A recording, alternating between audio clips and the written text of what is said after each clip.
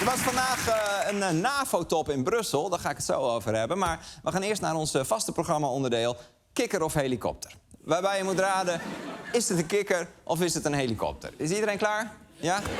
Daar gaan we. Kikker of helikopter, welke van de twee? Kikker of helikopter, doe gezellig mee. Ja.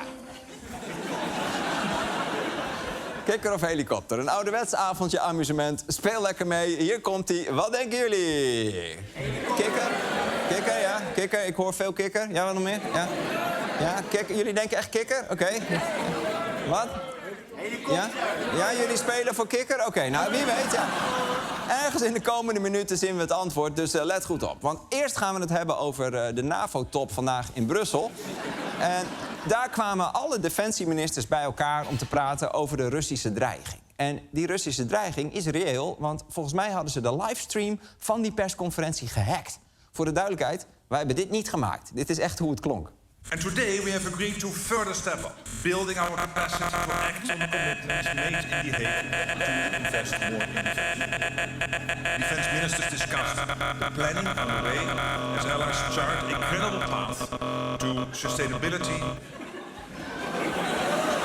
Ja, volgende week staat Rutte op ADE. Of Mark Rutte loopt nog op Windows 10 en we komen er nu pas achter. Nou, het is ook verder niks om je zorgen over te maken. Het geeft gewoon aan dat ze bij de NAVO niet zo handig zijn met technische infrastructuur. Er was gelukkig ook goed nieuws. De Belgische minister van Defensie maakte bekend dat België en Nederland samen luchtafweersystemen gaan aanschaffen. Wel te hopen dat dat niet weer een Vlaams woord is dat voor iets heel anders wordt gebruikt. Dat we straks voor 10 miljard aan airconditioners hebben gekocht. Oh ja, luchtafweersystemen, hè. Oh. Zodat het lekker koel is in de zomer. Het ging natuurlijk ook over die mysterieuze drones die steeds opduiken boven Europa. Wanneer mag je die dingen nou uit de lucht schieten en wanneer niet? Op dit moment verschillen die regels nog per NAVO-land. En volgens onze eigen minister Brekelmans maken al die verschillende voorschriften het ingewikkeld als de zaken moeilijk worden. En dat is natuurlijk zo. In tijden dat het makkelijk is, ja, dan is het niet erg als het ingewikkeld is. Maar als het ingewikkeld is op het moment dat het moeilijk wordt, ja, dan wordt het wel een beetje ingewikkeld. Ja. Zo simpel is het. Dus ja, het is gewoon lastig.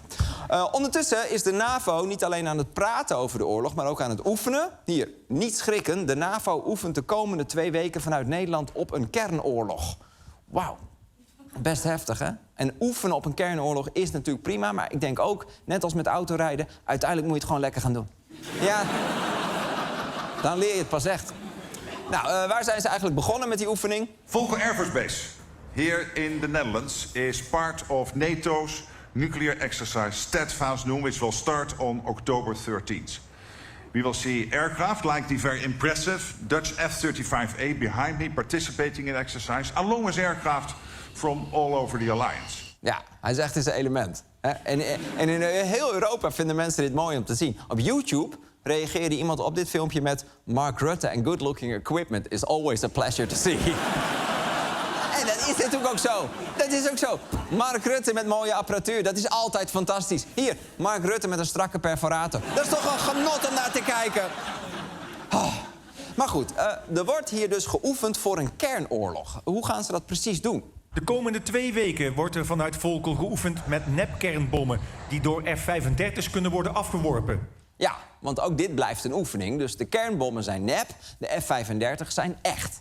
En bij de vorige oefening was het per ongeluk andersom, dus nu hebben we geen nep F-35's meer en Zutphen is weg. Anyway, die vliegtuigen stijgen dus op in Brabant, maar het echte oefenen gebeurt vooral boven Friesland en de Noordzee. En, hier, kijk, dit is wel grappig. Als je inzoomt, dan zie je dit. De grens van het oefengebied gaat dwars door Sneek. Dus heel Sneek is in 2 gesnitst. Straks is de ene helft van Sneek prima voorbereid op een kernoorlog en dan moet Oost-Sneek straks aan West-Sneek gaan vragen wat de bedoeling is. Dus, en ook verder van huis werd er geoefend door het leger, zoals in Polen. Daar hadden ze geen nep-kernbommen, maar nep-tanks. Tot frustratie van 1 militair die stevig baalde dat er Poolse vrachtwagens rondreden met de tekst: dit is een tank.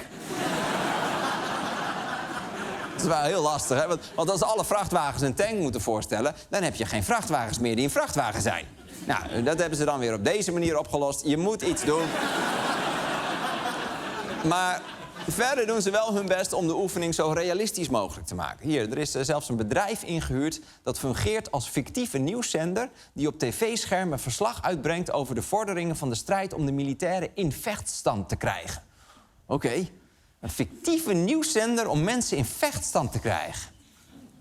Ik zit toch te denken, kan het zijn dat die zender per ongeluk al 3 jaar wordt uitgezonden op NPO 1? Dat zou heel veel verklaren. Maar er waren ook dingen wel echt bij die oefening, want de militairen werden gehinderd door onbekende drones. Maar helaas hadden die militairen geen drone-afweersystemen bij zich. Ze hadden wel een veldfles met daarop: dit is een drone-afweersysteem, maar die deed het niet.